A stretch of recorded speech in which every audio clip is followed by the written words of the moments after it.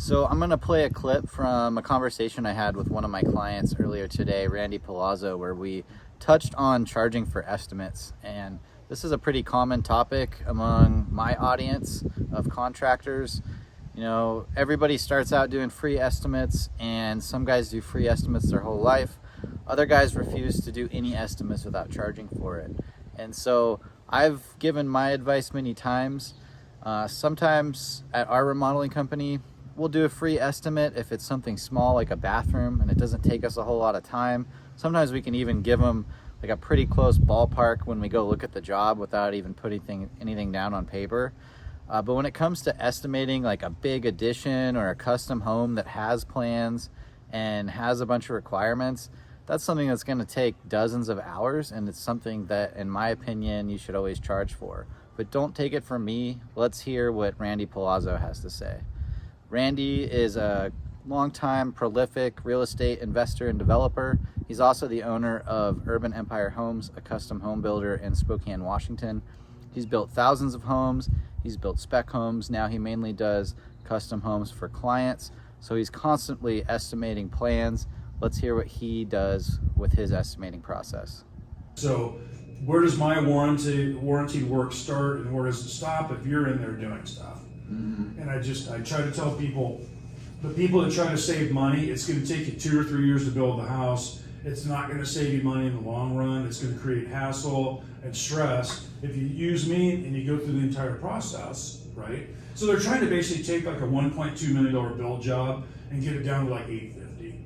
Okay, there's no way I could do it for $850, but they could probably figure out a way to get it down to $950 if I'm messing around with it, but it's all, yeah. I'm telling you, those are horror stories, and people, I don't know why they think that's the way to do it. I get people calling all the time asking for that. So it's the same for me with marketing. I had someone yesterday was like, "Oh, what if we like do this part and you use the website we built?" And it's like, it's way easier if I just start from scratch. Yeah. Faster, better results. Like, yeah. So I don't even do that anymore. Exactly. So people don't understand the value in a system that's already set up. They get to plug what they want into my system, and I do it for them at a much lower cost.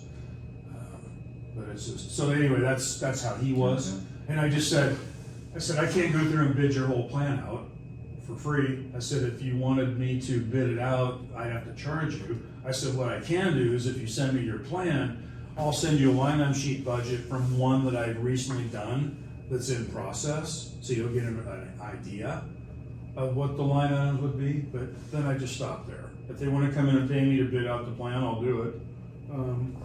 But I really would prefer to bid out a plan when I know I'm likely to get the construction contract. Totally. You know, I'm not here to just get paid. How much do you charge to do an estimate?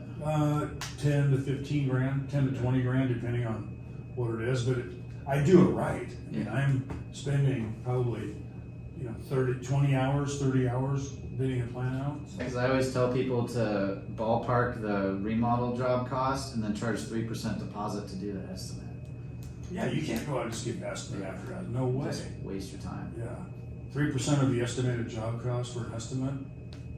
Yeah, I guess that'd be like $3 grand on 100. I would say with a minimum of 1,500 or something like that. Yeah, definitely tell your people not to do it for free. Yeah. And then just say to any homeowner, anybody's willing to give you a free estimate isn't worth their weight, because their number's not going to come in accurate, because they're just blowing through it because they're trying to spend the minimum amount of time to get you a number. Mm. You know, and they either overinflate it or they charge too little and end up coming back later for more money. I just had a buddy of mine call me up and goes, Randy, I'm having a real hard time cash flow wise. I've underbid a few jobs, and I had to get a loan because this contractor took this money and blah blah blah. And I'm like, first of all, you can't put yourself in a spot where people can potentially take your money.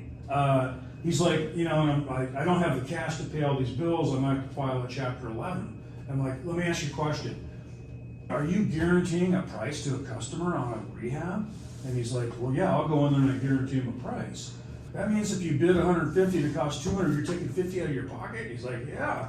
I'm like, you can't do that. You have to, my contracts state that I'm going to come in at or below the line on budget is the goal. However, if it goes over, it's your house, you have to pay the cost. Uh-huh. So if I'm over or way over, I'm not gonna get a referral from them. That's my rub to be able to get the private property done for at or below the number, right?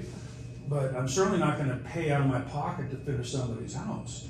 If they expect me to give them a hard number, it's gonna be 25% more than it would cost, you know? Mm-hmm. So I would never tell anybody to do it that way. It's just cost plus, right? Yep. Most of you guys do cost plus, or? The That's actual what we fixed do. number. That's what we do mostly, unless it's like a little bathroom or something.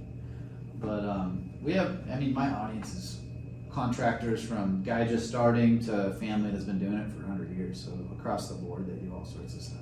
Most guys don't seem to charge for estimates. Really? Yeah. Yeah. They I know. started as There's two tradespeople types. They're and- kind of either really good at business. There's three types: really good at business but horrible at understanding the trade, or they're really good at the trade. They can hammer nails like better than the next guy, but they have no concept of business.